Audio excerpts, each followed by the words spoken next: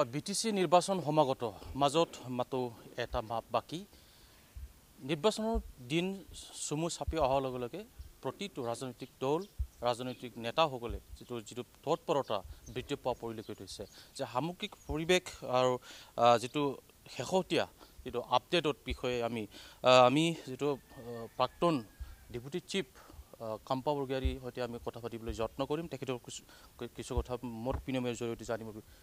যত্ন কৰিম ছাৰ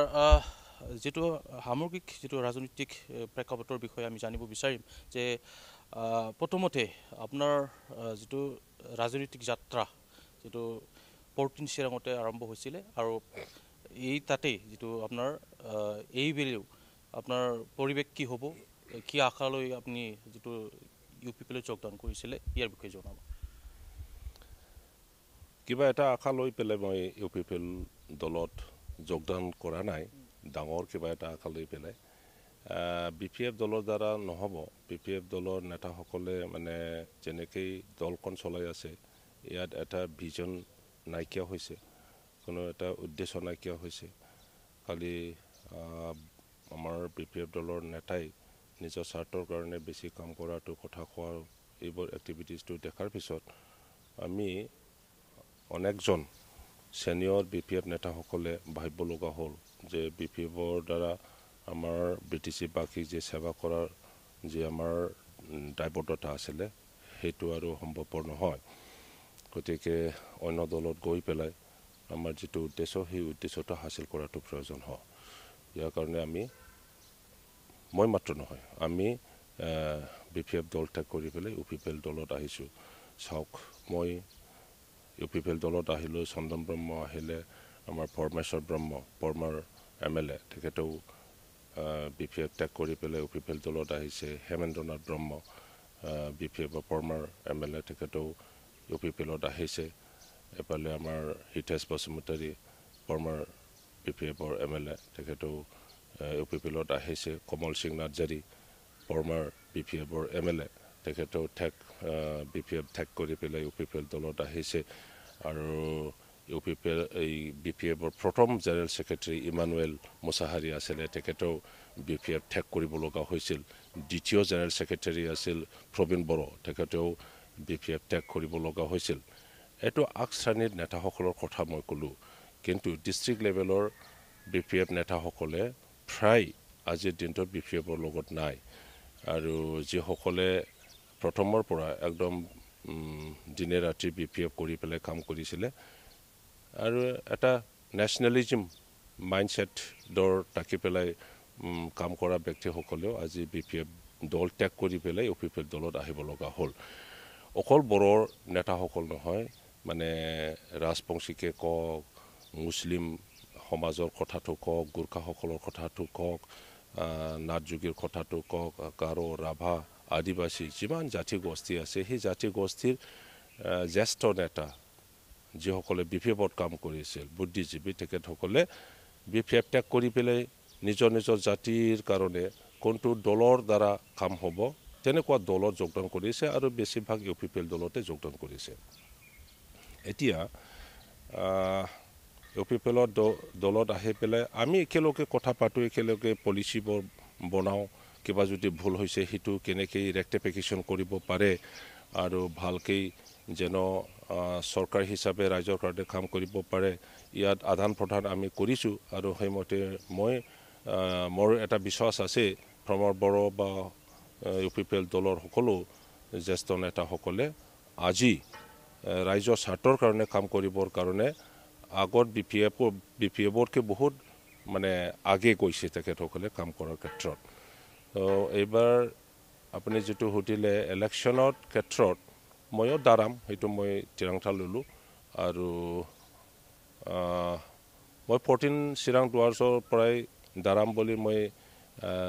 আমাৰ প্ৰমৰ বড়ো আৰু উৰকাউগৰা ব্ৰহ্ম সবকে মই কৈছো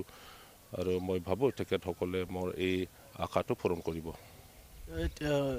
এইখন যেটো 14 চিৰাঙত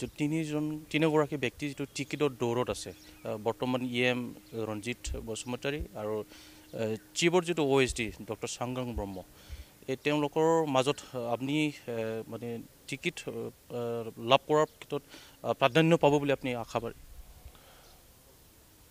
এইটোতো হাইকমাণ্ডৰ কথা। হাইকমাণ্ডে যাক দিয়ে পাৰ্টি হিচাপে চবেই সেই কথাটোৱেই মানিব লাগিব। গতিকে তাতে এজন মানে সক্ৰিয় আৰু জ্যেষ্ঠ UPPL দলৰ নেতা EM ৰঞ্জিত বসুমতাৰী আছে আৰু ময়ো আহিলোঁ। গতিকে হাইকমাণ্ডে যাকে দিয়ে তাকে আমি চবেই মানি চলিব। কিন্তু ময়ো আশা কৰিছোঁ আগত মানে আমি যেনেকৈ কথা পাতিছিলোঁ এই কথাটোহে মই ব্যৰ্থ কৰিছোঁ। শেহতীয়াকৈ যিটো যোৱাকালি যিটো BPFৰ প্ৰধান হাগ্ৰামা মহিলাই কৈছে, তেওঁ মানে একতাৰ হোৱাৰ ফালে যিটো আগ্ৰহ প্ৰকাশ কৰিছে, এই প্ৰস্তাৱ আপুনি আৰু য়াপছুৰ সভাপতি দীপেন বড়োৱে হাগ্ৰামাৰ ওচৰত আপোনালোকে এই প্ৰস্তাৱটো লৈ গৈছিল বুলি কৈছে। ময়ো চাইছোঁ তেখেতে যি কথাবোৰ ক'লে, আৰু এইটো এতিয়াৰ কথা মাত্ৰ নহয়, আগতো 3-4বাৰমান বিভিন্ন প্লেটফৰ্মত তেখেতে এপছৰ প্ৰেচিডেণ্ট আৰু মই যোৱাৰ কথাটো কৈছে। কিন্তু তাৰ লগতে তেখেতে ৰাইজক মানে ভুল পদ্ধতি লৈ গৈ আছে, মানে ভুল কথা কৈছে। তেখেতে লুকাই থৈছে বহুতো ইনফৰ্মেশ্যন, বহুতো কথাটো তেখেতে লুকাই থৈছে, ৰাইজক কোৱা নাই। পাৰ্পাছটো কি আমি সকলোৱে গম পাওঁ যে আমাৰ বড়ো জাতি মাত্ৰ নহয়, চব জাতি গোষ্ঠীয়ে নিজৰ জাতিৰ মাজত ৰাজনীতি লৈ পেলাই বিভাজন হোৱাটো নিবিচাৰে, চবেই একগোট হোৱাটো বিচাৰে। আৰু সেই মৰ্মে BTC হোৱাৰ পিছত আমাৰ মাজত যি ৰাজনীতি হৈ আছে, ইয়াত চিন্তিত হৈছে বহুতো জাতীয় দলবিলাকে, জাতীয় সংগঠনবিলাকে। আৰু অল বড়ো ষ্টুডেণ্টছ ইউনিয়নে এটা সময়ত তেখেতসকলে আহ্বান জনালে যে BPFে যদি কংগ্ৰেছৰ লগত এলায়েন্স কৰিব পাৰে, 10 বছৰ এলায়েন্স কৰি পেলাই চৰকাৰ গঠন কৰিছে, আৰু পিছত 5 বছৰ BJPৰ লগত এলায়েন্স কৰি পেলাই চৰকাৰ গঠন কৰিছে। আনফালে UPPL এতিয়া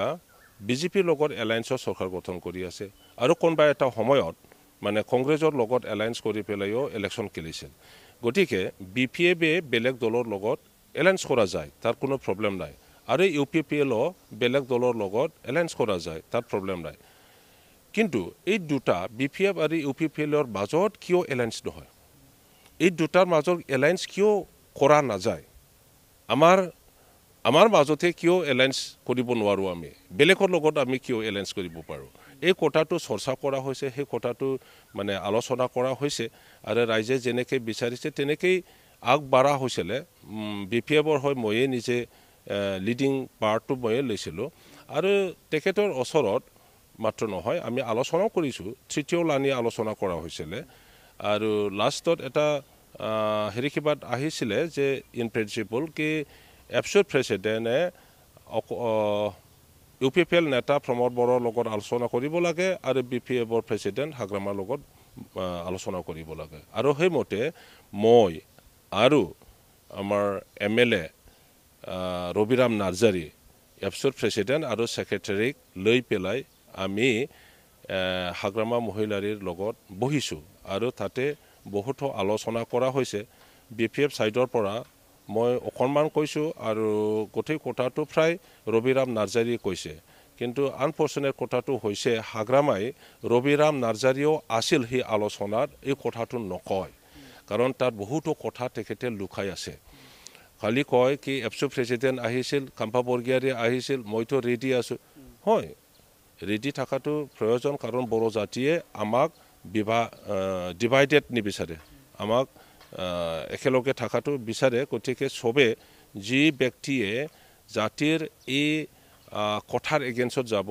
তেখেতক ভাল নাপাব। যি দলে ইউনিফিকেশ্যনৰ কথা যদি নুশুনে,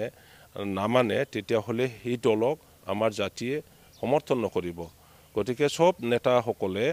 একগোট হৈ পেলাই কাম কৰাটো উচিত, আমিও বিচাৰোঁ। কিন্তু যোৱাকালি তেখেতে যিটো ক'লে, এটা কথাটো মই আচৰিত পালোঁ যে ইংগিত দিছে তেখেতৰ মনত কিবা লুকাই আছে, সেই কথাটো ইংগিত পোৱা যায়। কৈছে যি সময়ত মোৰ বিপদ আছিল, এই সময়ত হ'লে জাতি মানে একগোট হ'ব নালাগে, ইয়াৰ কথা নকয়। এতিয়া সিহঁতৰ বিপদ আহিছে, মোৰ বিপদ নাই, এইটো সময়ত আকৌ মানে জাতিয়ে একগোট হ'ব লাগে বুলি কৈছে। তেখেতৰ সেই মিনিংটো আপোনালোকে চাব তথাপি মই আহ্বান জনাওঁ যে হাগ্ৰামা মহিলাৰী হওক প্ৰমোদ বড়ো হওক বড়ো সাহিত্য সভাৰ নেতাসকল হওক এপছুৰ নেতাসকল হওক আমাৰ উইমেন অৰ্গেনাইজেশ্যন আবুবত নেতাসকল হওক আৰু বড়ো জাতিৰ বিভিন্ন জাতীয় সংগঠন আছে ধৰ্মীয় সংগঠনবিলাক আছে আৰু কৃষকসকলৰ কাৰণে আমাৰ হালোৱা আপাত তেনেকুৱা আছে আমাৰ কালচাৰেল গ্ৰুপ আছে প্ৰত্যেক সংগঠনৰ নেতাসকলে একগোট হৈ পেলাই আলোচনা কৰি বড়ো জাতিক একগোট কৰাৰ সেই প্ৰচেষ্টাটো কণ্টিনিউ হ'ব লাগে আৰু মই আশা কৰোঁ কোনোবা এটা সময়ত তেনেকুৱা যদি সকলোৱে আগবাঢ়ি আহে তেতিয়াহ'লে কোনো এজন নেতাই এই ইউনিটিৰ এগেইনষ্ট কৰিব নোৱাৰিব শেষত এইটো কথা মই জানিব বিচাৰিম যে আগ্ৰমাই কৈছে যিটো বিটিআৰ হ'লে মই চিফ হ'ম আৰু বিটিচি হ'লে মই চিফ হ'ম বিটিআৰ হ'লে প্ৰমোদ বড়ো চিফ হ'ব অৰ্থাৎ মানে এইটোৱে বুজাইছে নেকি মানে ইউপিপিএলে সংখ্যাগৰিষ্ঠতা হ'লে মানে চিফ হ'ব পাৰিব প্ৰমোদ বড়ো আৰু বিপিএফে সংখ্যাগৰিষ্ঠতা হ'লে হাগ্ৰামাই মানে চিফ হ'ব পাৰিব ইয়াই বুজাইছে নেকি মই এটা কথাটো কম বিপিএফৰ নেতাসকলে আজি যেটো দেখা যায় সিহঁতে খুব মানে খুশি হোৱাটো আমি দেখিবলৈ পাইছোঁ আৰু ইউপিপিএল দলৰ মানুহসকলক তেখেতসকলে প্ৰভোকিং কৰি আছে কৈ আছে যে বিজেপি অকলে খেলিব কৈছে আমিতো অকলে খেলি আছোঁ ইউপিপিএলে অকলে খেলিম বুলি কিয় নকয় তাৰমানে এটিকিং কৰিছে কিন্তু মই এইখিনি কথা মই তেখেতসকললৈ ক'ব বিচাৰোঁ ইউপিপিএলৰ লগত বিজেপিয়ে এলায়েন্স নকৰে এই কথাটো হয়তো আৰু ইয়াৰ এই হেৰি কিবাটো এইটো নহয় যে ইউপিপিএলৰ লগত এলায়েন্স নকৰে বিপিএফৰ লগতহে এলায়েন্স হ'ব বা ইউপিপিএলক ছাপৰ্ট নকৰে বিজেপিয়ে বিপিএফকে ছাপৰ্ট কৰিব এই কথাটো সত্য নহয় আপোনালোকে সেই কথাটো ভুল ভাবিব নালাগে বিপিএফৰ নেতাসকলে বা কৰ্মীসকলে আমি গিৰিলে একেলগে গিৰিম আমি উঠিলে জাতি হিচাপেহে উঠিম এতিয়া ৰাইজৰ হেৰি কিবাত আছে তেখেতসকলে কাক লৈ পেলাই কাম কৰিব বিচাৰে আৰু সেইটো সেই ইলেকশ্যনতে দেখা যাব কিন্তু বিপিএফ দলে ইউপিপিএল মানে উঠিব নোৱাৰিলে যে খুশি হ'ব লাগে সেইটো নহয় আৰু মই ইউপিপিএলৰ নেতাসকলকো বা কৰ্মীসকলকো এইখিনি ক'ব বিচাৰোঁ যে বিপিএফ শেষ হ'লেই যে আমি খুশি হ'ব লাগে সেই কথাটো নহয় জাতি হিচাপে ভুলক্ৰমে কোনোবা এটা সময়ত BPF single P double P আহিছে ইউপিপিএল আৰু বিপিএফ দল আহিছে আমি যাই থাকোঁতে এই দলবোৰ কেনেকৈ একগোট কৰিব লাগে জাতি সত্তা ৰক্ষণাবেক্ষণৰ কাৰণে একগোট হৈ পেলাই আমি কেনেকৈ কাম কৰিব পাৰে ইয়াৰ কাৰণে সকলোৱে মনত সাহস লৈ পেলাই মনত এটা থিৰাংতা লৈ পেলাই আগুৱাই কাম কৰিব লাগে নিশ্চয় ধন্যবাদ এই আছিল যিটো বিটিচি প্ৰাক্তন ডেপুটি চিফ কাম্পা বড়োকে ইতিমধ্যে তেওঁ যিটো হাগ্ৰামাই শেহতীয়া যিটো কথাবোৰ কৈছিলে তাৰ ওপৰত তেওঁ ইতিমধ্যে স্পষ্ট কৰি দিলে যে আৰু এতিয়াও তেওঁ